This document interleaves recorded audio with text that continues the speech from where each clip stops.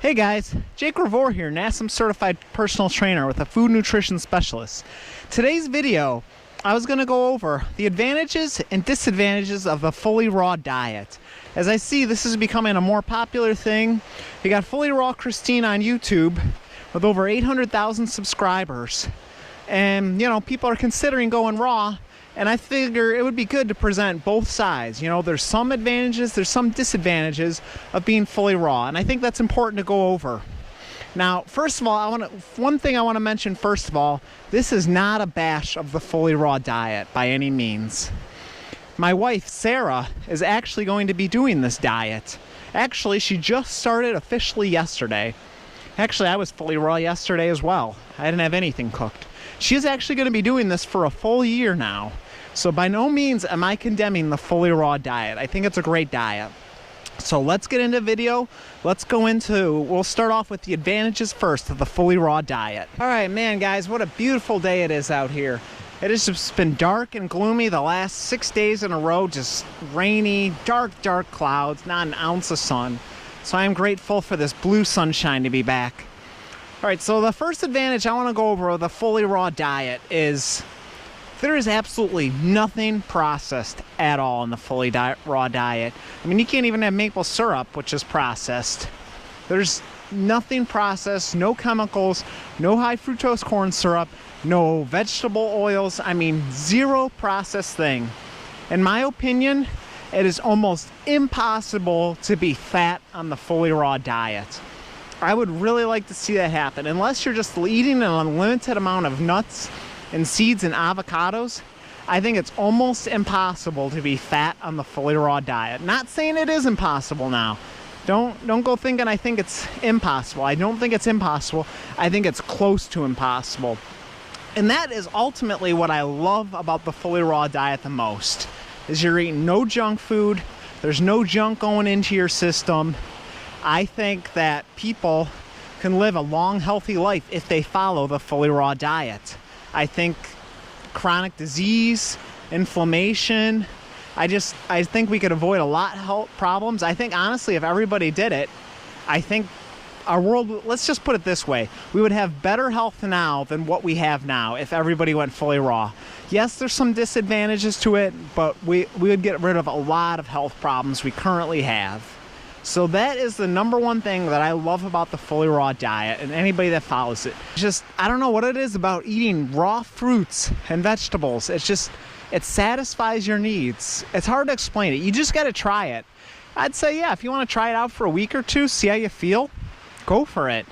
You know, and I don't think doing anything for a week or two is bad. No matter what kind of diet or what kind of foods you follow, just for a week or two, I don't think so. So I would say try it out, and it's satisfying. It really is. Eating raw foods. It's just, again, it's not it's not a brick in your stomach. About getting maximum nutrition, we have these chemicals, these herbicides, these pesticides. All these things are destroying our soil. I'm afraid that one day we may have some serious chronic health conditions. You guys think things are bad now? I predict it's only gotten to get much worse. This is part of the reason I have this YouTube channel, is to help people and encourage people. So we don't get as much iron anymore out of an apple. 10 years ago, I think you had to eat 26 apples to get the same amount of nutrition that your great-grandma would get out of an apple. Today, supposedly, you have to eat 36 apples to get the same amount of iron you would 60, 70, 80, however many years ago. 36 apples to get the same amount of iron. Our soils are depleting fast. So yes, getting the maximum amount of nutrition is important, and that's exactly what happens in the fully raw diet.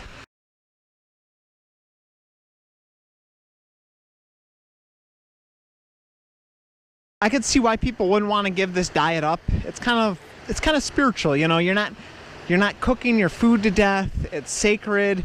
It's kind of like sacred. You're holding on to maximum nutrition. You're just not cooking and killing your food to death. All right, so I want to go over some disadvantages of the fully raw diet. And I'll tell you the number one thing I really dislike about it and why I'll probably never actually be fully raw long term. I may try it for a month, 2 months, a week, I don't actually ever plan on doing it long term, and I'll tell you why. The biggest thing to me is there are just certain foods that can't be fully raw. You got beans, you got rice, you got lentils. I'm not sure if you can do potatoes and stuff like butternut squash raw. I mean, maybe you can. I'm not 100% sure on those. So these are just foods. You got to see beans, if uncooked beans. It'd be like eating beads. You can't have beans raw. You can't have rice raw. So to me, that's kind of, what are we supposed to do with these foods? Just forget about them forever? Not to mention, actually, these foods are really healthy. I'm going to research more about this, but I think there was a study by Dr. Josh McDowell, or one of those vegan doctors, that supposedly has cured diabetes on a rice-only diet or 95% carb diet. So that's something interesting that I want to look into. So apparently rice can be really helpful, very beneficial.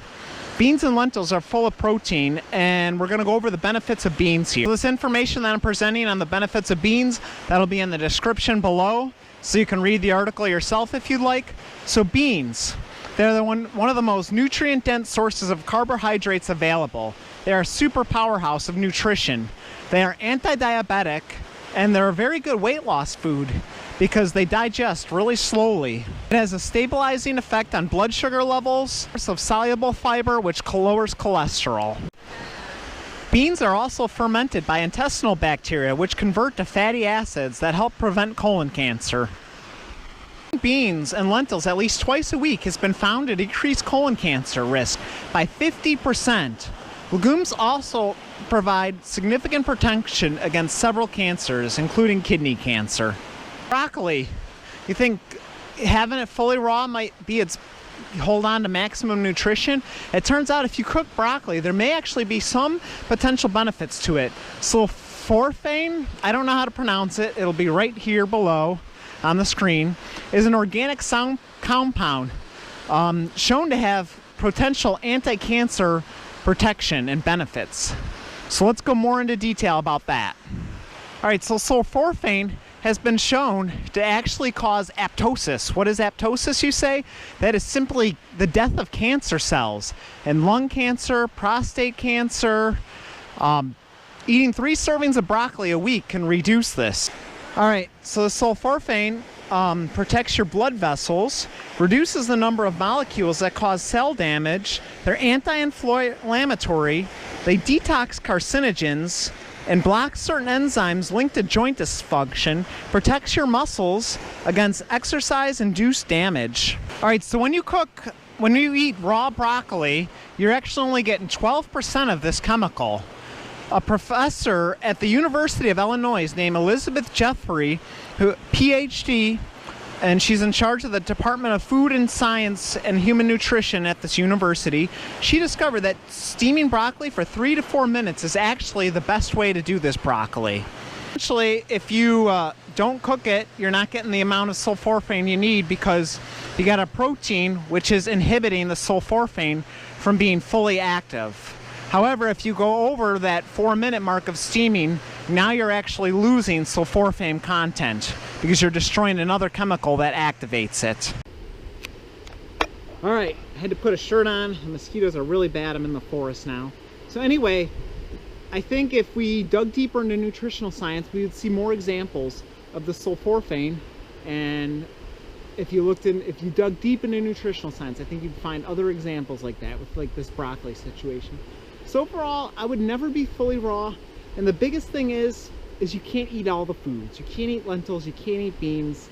Potatoes is kind of iffy. These are all delicious foods. And it could have potential anti-cancer benefits with certain chemicals that have to be broken down so the enzymes can activate them. But overall, if you want to do the fully raw diet, go ahead, go for it. You know, one could argue that if you're doing the fully raw diet, you're not putting junk in your system and you're preventing cancer that way and disease and sickness. And I would say that's a great argument. So overall, the fully raw diet is a great diet in my book. I don't plan on ever doing it long term. I might try it short term just to see what it's like. But overall, great diet. There's advantages and disadvantages. I'm not one to usually believe in being extreme-sided on either side. I believe in balance for the most part. And again, some foods you just can't cook, and that is my #1 turn off of the fully raw diet. A great diet, non-processed diet, hard to get fat on, healthy. So one more thing I want to add about the advantages of the fully raw diet. Sarah is over there eating her salad. She gets to eat now. I would like to have lentils and beans and potatoes, which are in the oven, and I have to wait about a whole hour. So I don't know what I'm going to do for the next hour. Probably watch some YouTube. So that's another advantage of fully raw, is you can, for the most part, eat right away. Alright guys, don't forget to stay hydrated, stay healthy, eat lots of whole foods, treat us the way you want to be treated, encourage one another and build each other up, and you will do great. Don't forget to give this video a thumbs up if you enjoyed this video, and share this with other people that are unsure if they want to follow the fully raw diet. And if you're looking to live a healthier, holistic lifestyle, please subscribe below to this channel. If you are looking for a channel that give you inspiration and encouragement, please subscribe below. This will be a very encouraging channel, and we'll see you next time. Have a good one.